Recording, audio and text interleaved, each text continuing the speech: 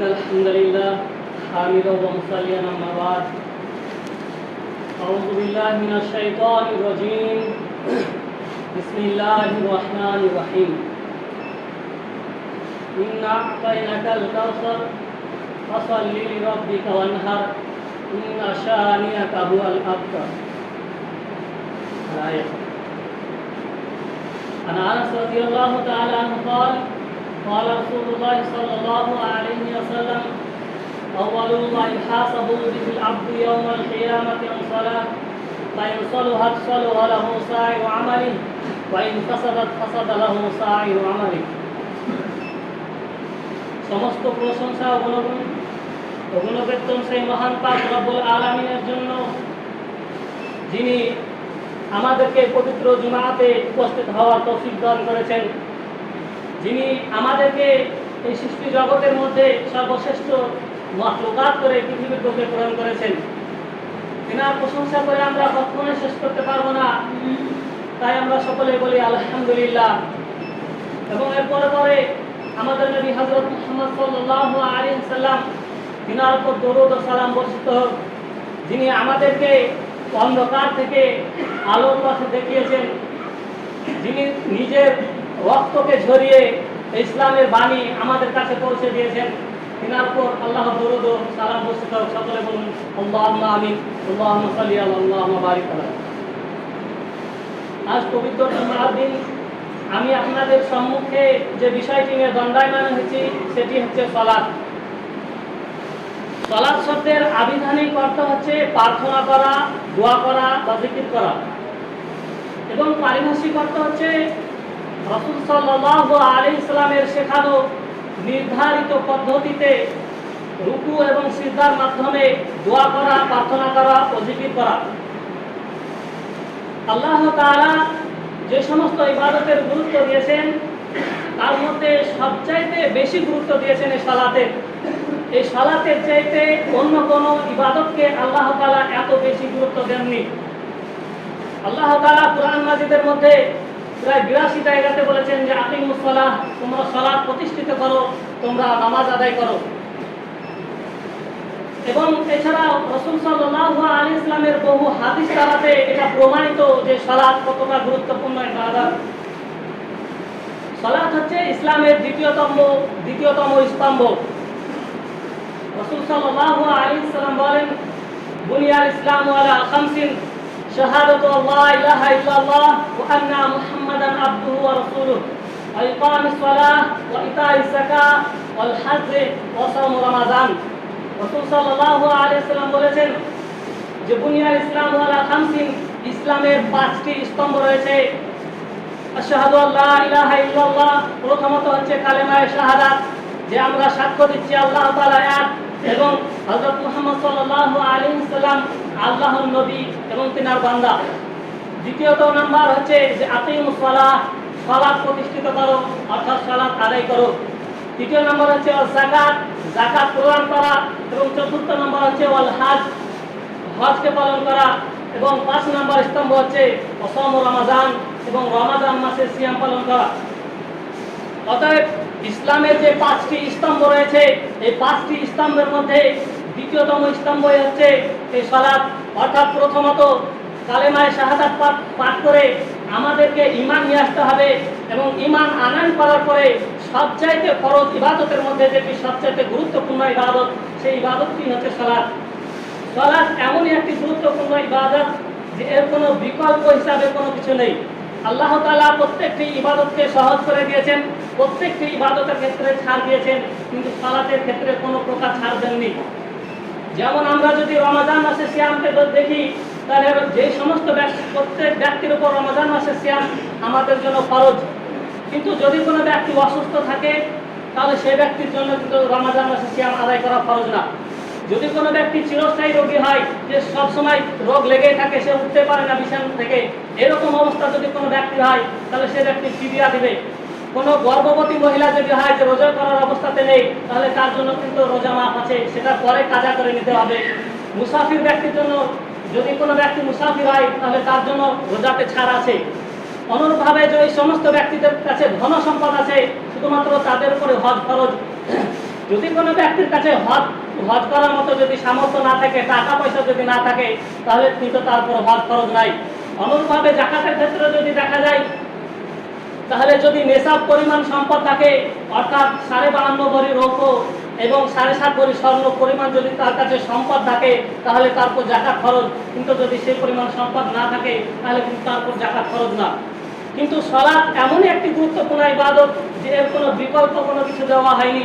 প্রত্যেকটি ইবাদতের ক্ষেত্রে যে শর্তগুলো রয়েছে, যদি কোনো শর্ত বাতিল হয় তাহলে ইবাদত বাতিল। যেমন জাকাত যে নিসাব পরিমাণ সম্পদ যদি আপনার না থাকে, তা আপনার শর্ত পূরণ হলো না, তাহলে আপনার উপর কিন্তু জাকাত খরচ হলো না। কিন্তু সালাত এমনই একটি ইবাদত যে যদি শর্ত পূরণ না হয়, তাহলে আপনাকে সালাত আদায় করতে হবে, এতে কোনো ছাড় নেই। সালাত আদায় করার জন্য কোনো প্রকার যে প্রস্তুতি নেওয়া দরকার, বা এত বেশি প্রস্তুতি নেওয়া হয় যে অন্য কোনো ইবাদতের ক্ষেত্রে এত বেশি প্রস্তুতি গ্রহণ করা হয় না। সালাতের জন্য আপনাকে আযান দিতে হবে না, জাকাতের ক্ষেত্রে আপনাকে আযান দিতে হবে না, কিন্তু সালাতের ক্ষেত্রে আযান দিতে হবে। জাকাতের ক্ষেত্রে আপনাকে কোনো প্রকার জামাতবদ্ধভাবে হতে হবে না, পায়ে পা লাগাতে হবে না, তাকবীরে তাহরিমা পাঠ করতে হবে না, কোনো প্রকার কোনো কিছু করতে হবে না। সালাতের জন্য যে সমস্ত প্রস্তুতিগুলো রয়েছে, আপনাকে প্রথমত নিজের পোশাককে সুন্দর পোশাক পরিধান করতে হবে, পবিত্র পোশাক পরিধান করতে হবে, নিজেকে পবিত্র হতে হবে, কিবলামুখী সালাত আদায় করতে হবে, সূরা ফাতিহা পাঠ করতে হবে। রাসূল সাল্লাল্লাহু আলাইহি ওয়াসাল্লাম বলেন যে লা সালাতা লিমান লাম ইয়াকরা বিফাতিহাতিল কিতাব, যারা সূরা ফাতিহা পাঠ করলো না তাদের সালাত হলো না। অতএব সূরা ফাতিহা পাঠ করাও সালাতের শর্ত। এই সমস্ত শর্তগুলো যদি আপনার কাছে যদি আপনি পূরণ না করতে পারেন, তবুও আপনার উপর সালাত অপরিহার্য, তবুও আপনাকে সালাত আদায় করতে হবে। যেমন একটি উদাহরণ দিলে আপনারা বুঝতে পারবেন, যে কোনো একজন মুসলিম ব্যক্তি, তাকে একটি জেলখানার মধ্যে বন্দী করে রাখা হয়েছে। তো সে ব্যক্তিকে যখন জেলখানার মধ্যে বন্দী রাখা হয়েছে, তো সেই ব্যক্তির রাত্রে স্বপ্নদোষ হয়েছে, সে ব্যক্তি অপবিত্র অবস্থায় হয়ে গেছে। স্বপ্নদোষ এমনই একটি জিনিস যে আপনার উপর গোসলকে ফরজ, আপনাকে গোসল করতেই হবে, না হলে আপনি পবিত্র হতে পারবেন না। হয়তো কোনো অন্য ছোটখাটো পবিত্র না, ফরজ গোসল হচ্ছে সবচাইতে, স্বপ্নদোষ হলে সবচাইতে বড় পবিত্র হতে হবে। এবং সে ব্যক্তিকে সুন্দর পোশাক করতে হবে, কিন্তু সে জেলখানার মধ্যে এমন পরিস্থিতিতে আছে, সুন্দর পোশাক তো দূরে থাক, সে উলঙ্গ অবস্থাতে আছে, তাকে পোশাক দেওয়া হয়নি। দাঁড়িয়ে সালাত আদায় করতে হবে, দাঁড়িয়ে না পারলে বসে সালাত আদায় করতে হবে, না হলে ইশারাতে সালাত আদায় করতে হবে। সে এমনই একজন ব্যক্তি যে তার উপর এত নির্যাতন করা হয়েছে যে সে আঙ্গুল পর্যন্ত ইশারাও করতে পারছে না, এরকম পরিস্থিতি। সে কিবলামুখী সালাত আদায় করতে হবে, এটি একটি শর্ত, কিন্তু সে কিবলা কোন দিকে সেটাও সে ব্যক্তির জানা নেই। সূরা ফাতিহা পাঠ না করলে সালাত আদায় হবে না, সালাত কবুল হবে না। এবং সে ব্যক্তি সূরা ফাতিহা পাঠ করতে জানে না। আল্লাহ রাসূল সাল্লাল্লাহু আলাইহি ওয়াসাল্লাম বলেন যে মা তায়াসসুরুল কুরআন, কুরআন থেকে কিছু পাঠ করতে হবে, তোমার যতটা সম্ভব, তোমার জন্য যতটা সহজ হয় ততটা, কিন্তু সে ব্যক্তি কোরআন পাঠ করাও জানে না। এইরকম একজন ব্যক্তি যে তার কাছে সালাত আদায়ের জন্য যে সমস্ত শর্তগুলো রয়েছে, এর শর্তের মধ্যে কোনো শর্ত সে ব্যক্তি পালন করতে পারছে না, তাহলে সে ব্যক্তির জন্য কি সালাত মাফ করা হবে? সেই ব্যক্তির জন্য সালাতকে মাফ করা হবে না। সেই ব্যক্তির জন্য এমন অবস্থা আছে, প্রত্যেকটি যে শর্তগুলো রয়েছে, একটি শর্ত পালন করতে পারছে না, সে অপবিত্র হয়েছে, দাঁড়াতে পারছে না, ইশারাও করতে পারছে না, কিবলামুখী কোন দিকে জানে না, সূরা ফাতিহা জানে না, কুরআন পাঠ করতে জানে না, সবচেয়ে বড় অপবিত্র অবস্থায় রয়েছে, তারপরেও সেই ব্যক্তির জন্য সালাতকে মাফ করা হবে না, তবুও সেই পরিস্থিতিতেও সালাত আদায় করতে হবে। কিন্তু বর্তমান সমাজে আমাদের যুবকদেরকে যদি বলা হয় সালাত আদায় করার জন্য, অনেক বাহানা বানাবে যে হয়তো আমার প্যান্টে প্রেশার লেগে গেছে, সালাত আদায় হবে না। প্যান্টে প্রেশার লেগে যাওয়াটা কি সালাতের শর্তর মধ্যে কোনো একটি শর্ত যে প্যান্টে প্রেশার লেগে গেলে আপনার সালাত আদায় হবে না? সবচেয়ে বড় অপবিত্র, যেখানে আপনি যদি অপবিত্র হন, অর্থাৎ স্বপ্নদোষ হয় বা স্ত্রী মিলন করেন, এমতো অবস্থার পর আপনি পানি পাচ্ছেন না, মাটি নেই তায়াম্মুম করার জন্য, এইরকম পরিস্থিতিতে আপনাকে সালাত আদায় করতে হবে। তার কাছে প্যান্টে প্রেশার লাগা দেওয়া তো একটি তুচ্ছ বিষয়, এটা কোনো ব্যাপারই না। এমনকি অনেক মুসল্লিদেরকে যদি বলা হয় সালাত আদায় করার জন্য, তাহলে তারা বাহানা বানায় যে আমার কাপড় খাতা নেই, আজকে সালাত আদায় হবে না, কাপড় পরিষ্কার করবো, কাপড় স্ত্রীকে গিয়ে বলছি যে কাপড়কে পরিষ্কার করতে, তারপর আমি সালাত আদায় করবো, কিন্তু তারপর সে তার মসজিদে খুঁজে পাওয়া যায় না তাকে।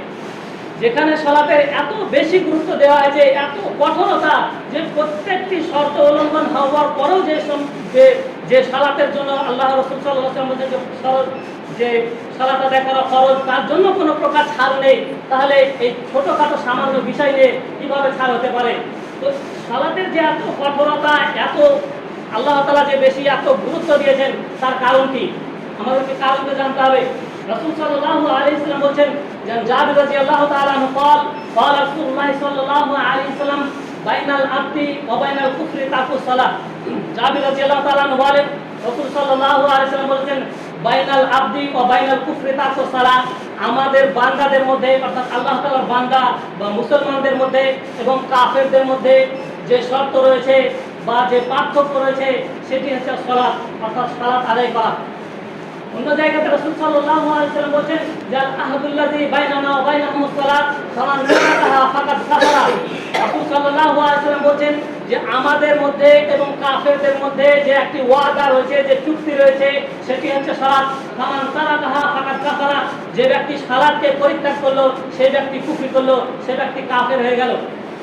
এই যে সালাতের এত কঠোরতা, এই জন্য যে সালাতই শুধুমাত্র এমন একটি কাজ, সালাতই শুধুমাত্র এমন একটি ইবাদত, যে ইবাদত আমাদের মধ্যে, মুসলিমদের মধ্যে এবং কাফেরদের মধ্যে পার্থক্য করে দেয়, যে অমুক ব্যক্তি মুসলিম এবং অমুক ব্যক্তি কাফের। এই পার্থক্যটাই হচ্ছে সালাত।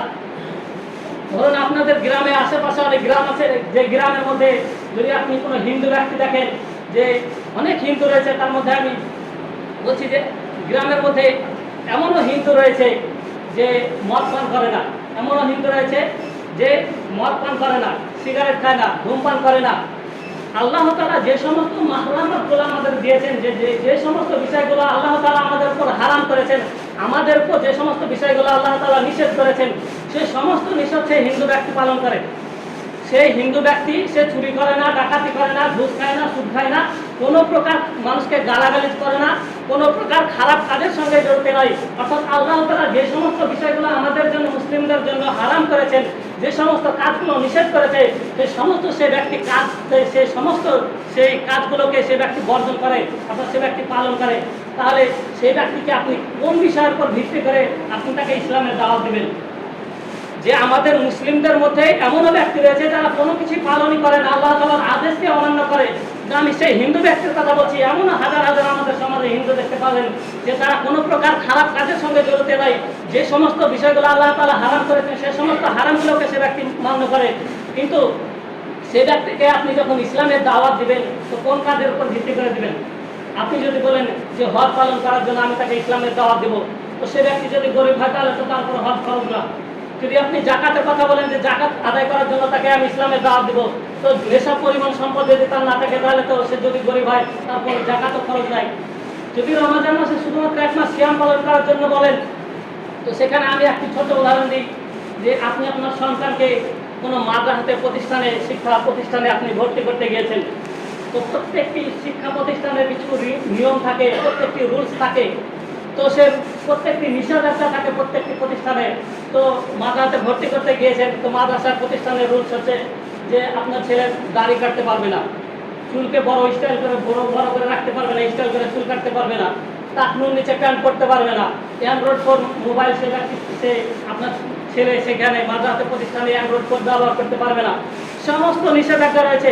তা আপনার ছেলেকে যখন সেখানে ভর্তি করলেন, সে সন্তান যদি যে সমস্ত মাদ্রাসা রুলস আছে, যে সমস্ত বিষয়গুলো নিষেধ করা আছে, সেগুলো সবগুলোই যদি পালন করে এবং সে সারা বছর যদি ঘুমিয়ে থাকে, ক্লাস না করে, কেমন হবে? 12 মাসের মধ্যে হয়তো 11 মাসই ঘুমিয়ে থাকে, 1 মাস ক্লাস করলো, তাহলে সে ব্যক্তি কি তার সে মাদ্রাসাতে ভর্তি হওয়া এবং না ভর্তি হওয়ার মধ্যে কি কোনো পার্থক্য আছে? তো সারা বছর সে, আপনি তাকে দাওয়াত দিবেন শুধুমাত্র রমজান মাসে সিয়াম পালন করেন, সারা বছর কোনো কিছু কাজ করবে না, শুধু রমজান মাসে সিয়াম পালন করবে, তো সে ব্যক্তির একটা হাস্যকর বিষয়, এটা হাস্যকর বিষয় ছাড়া কোনো কিছুই না।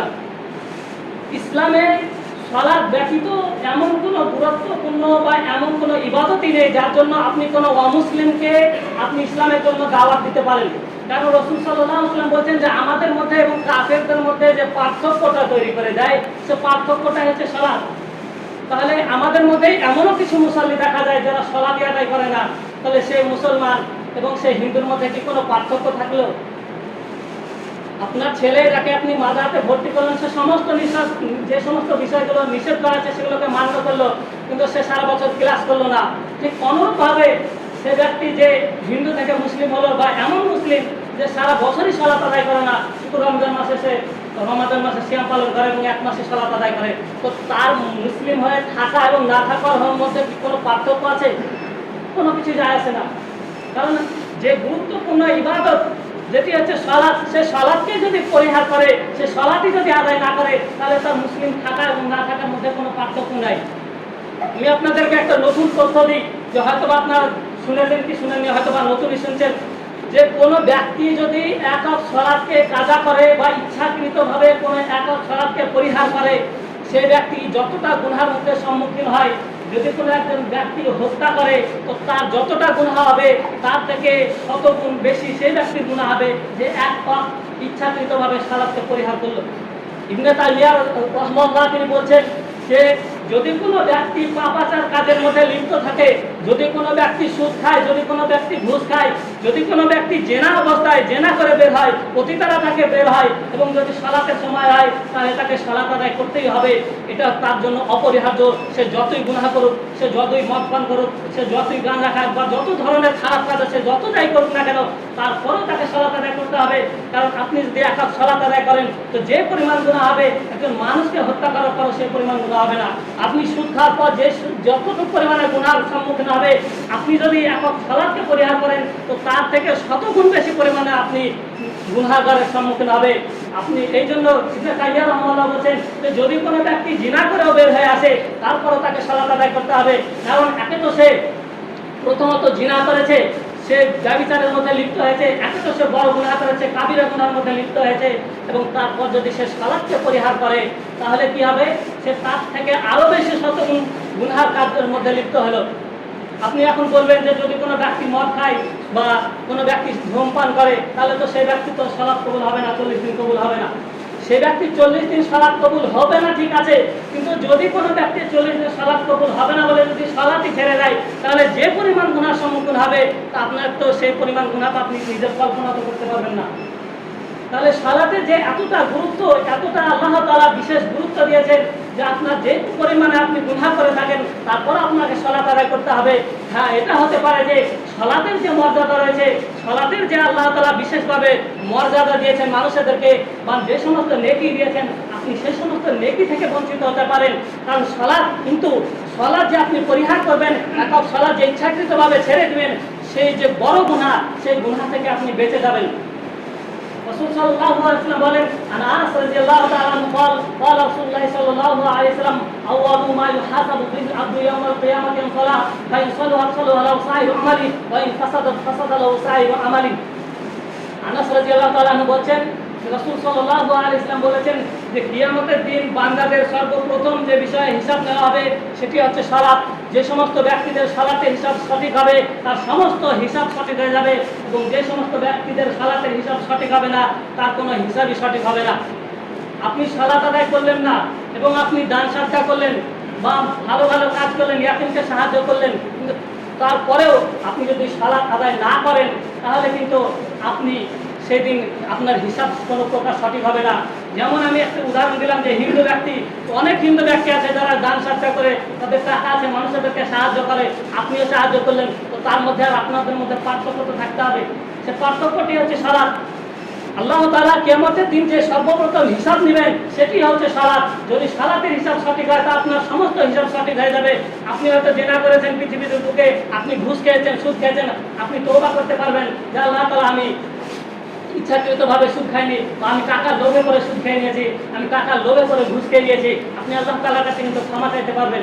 কিন্তু সালাত যেটা আল্লাহ তাআলা আদেশ রয়েছে, আপনি আদেশকে যদি অমান্য করেন, তা আপনি অনেক বড় গুনাহের সম্মুখীন হবেন, এবং আল্লাহ তাআলা আপনাকে, রাসূল সাল্লাল্লাহু আলাইহি ওয়াসাল্লাম বলেন যে যদি কোনো ব্যক্তি সুন্দরভাবে ওযু করে এবং ওযু করার পর বিনয়ভাবে সালাত আদায় করে এবং পূর্ণভাবে রুকু সিজদা করে, তা আল্লাহ তাআলা তাকে প্রতিশ্রুতি দিচ্ছেন যে আল্লাহ তাআলা তাকে ক্ষমা করে দিবেন। আর যদি কোনো ব্যক্তি এইরূপ না করে, তো আল্লাহ তাআলা তার উপর কোনো প্রতিশ্রুতি নেই। আল্লাহ তাআলা ইচ্ছা হলে তাকে ক্ষমা করতে পারেন, ইচ্ছা হলে তাকে শাস্তি দিতে পারেন। তাহলে সালাত যে এতটা গুরুত্বপূর্ণ ইবাদত, সেটা আমাদেরকে জানতে হবে।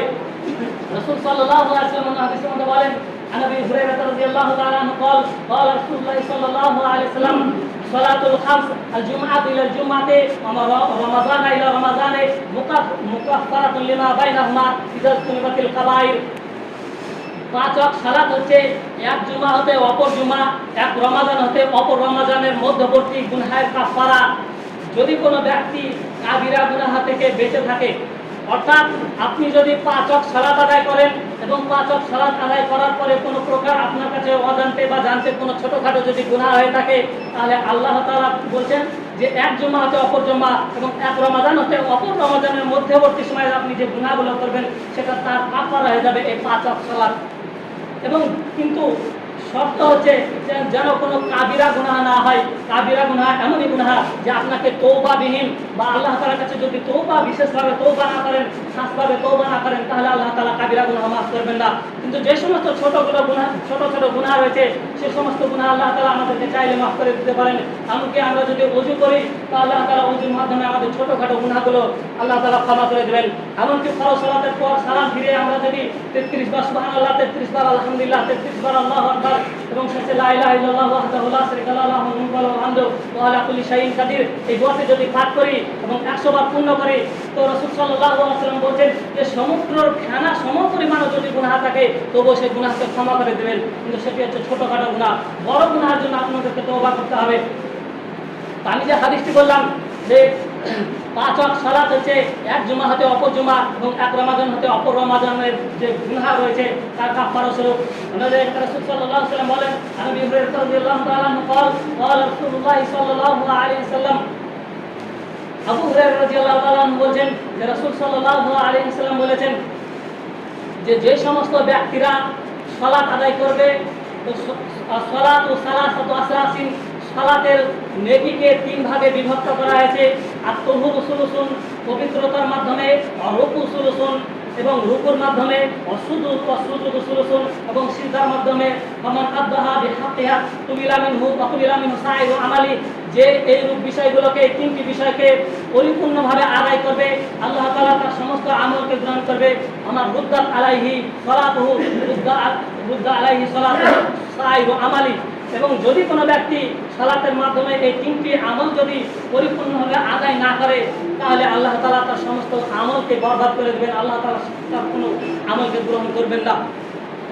তো সালাতের যে নীতি 3 ভাগে বিভক্ত রয়েছে, তার মধ্যে প্রথমত হচ্ছে আত-তাহুরু সুলুসুন, পবিত্রতার মাধ্যমে, দ্বিতীয় নম্বর হচ্ছে রুকু সুলুসুন, রুকুর মাধ্যমে, এবং তৃতীয় নম্বর হচ্ছে সুজুদু সুলুসুন এবং সিজদার মাধ্যমে। এই তিনটি বিষয়ে 3 ভাগে আল্লাহ তাআলা সালাতের নেকিকে 3 ভাগে বিভক্ত করে দিয়েছেন। আপনি যখন পরিপূর্ণভাবে রুকু করবেন তখনই আপনি নেকি পাবেন, কিন্তু আপনি যদি তাড়াহুড়ো করে রুকুকে ছেড়ে দিয়ে চলে যান, তাড়াহুড়া করেন, রাসূল সাল্লাল্লাহু আলাইহি ওয়াসাল্লাম বলেন যে সবচেয়ে নিকৃষ্ট সেই ব্যক্তি চোর, সবচেয়ে নিকৃষ্ট চোর সেই ব্যক্তি যে ব্যক্তি রুকু এবং সিজদাকে চুরি করে। অর্থাৎ রুকু এবং সিজদাকে আপনাকে পরিপূর্ণভাবে আদায় করতে হবে, তারপরে আপনি সালাতের যে সওয়াব রয়েছে, সালাতের যে নেকি রয়েছে সেই নেকিকে পাবেন। উমর রাদিয়াল্লাহু তাআলা আনহু দেখলেন যে একজন যুবক ব্যক্তি যে অনেক দীর্ঘ সময় ধরে সালাত আদায় করছেন, তো হযরত উমর রাদিয়াল্লাহু তাআলা আনহু এক ব্যক্তিকে জিজ্ঞাসা করলেন যে তোমরা কি জানো এই যুবককে, বা তোমরা কি এই যুবকের পরিচয় জানো? তো এক ব্যক্তি বললেন যে আমি জানি। তো উমর রাদিয়াল্লাহু তাআলা আনহু বললেন যে আমি যদি সেই যুবকের পরিচয় জানতাম তাহলে আমি তাকে বেশি বেশি রুকু এবং সিজদা করতে বলতাম। কারণ রাসূল সাল্লাল্লাহু আলাইহি ওয়াসাল্লাম বলেছেন যে যখন কোনো মুসাল্লি বা যখন কোনো ব্যক্তি সালাত আদায় করার জন্য দাঁড় হয়, তো তার সমস্ত গুনাহগুলো তার মাথার উপরে, অন্য হাদিসের মধ্যে রয়েছে যে তার কাঁধের উপরে ভর করে, এবং যখন সে ব্যক্তি রুকু করে তো তার গুনাহগুলো ধরতে থাকে, যখন সে সিজদা করে তার গুনাহগুলো ধরতে থাকে। এইভাবে যখন সে পুরো সালাতকে সম্পূর্ণ করে, অর্থাৎ যখন সালাত আদায় শেষ হয়ে যায়, এমন অবস্থায় তার সমস্ত গুনাহগুলো ধরতে ধরতে শেষ হয়ে যায়। এরকম রাসূল সাল্লাল্লাহু আলাইহি ওয়াসাল্লাম বলেছেন, হাদিস দ্বারা তা প্রমাণিত। অতএব সালাতের যে গুরুত্ব সম্পর্কে জানলাম, আমি পরিশেষে আল্লাহ তাআলার কাছে দোয়া করি যে আল্লাহ তাআলা যেন আমাদেরকে প্রত্যেককে সালাত আদায় করার তৌফিক দান করেন। যদিও আমরা গুনাহ করে থাকি, তারপরও যেন আমরা আল্লাহ তাআলার নিকট এসে সালাত আদায় করতে পারি, আমরা যেন আল্লাহ তাআলার কাছে সাহায্য চাইতে পারি বা আল্লাহ তাআলার সঙ্গে দেখা সাক্ষাৎ করতে পারি। কারণ রাসূল সাল্লাল্লাহু আলাইহি ওয়াসাল্লাম বলেন যে ইউনাজি রাব্বাহু, যখন কোনো মুমিন ব্যক্তি সালাত আদায় করে সে তার প্রভুর সঙ্গে কথা বলে, এবং আমরা যখন 5 ওয়াক্ত সালাত আদায় করব আমরা আল্লাহ তাআলাকে স্মরণ করব, আমরা আল্লাহ তাআলার সামনে উপস্থিত হব। অতএব আল্লাহ তাআলা যেন আমাদেরকে সেই তৌফিক দান করেন। আমিন।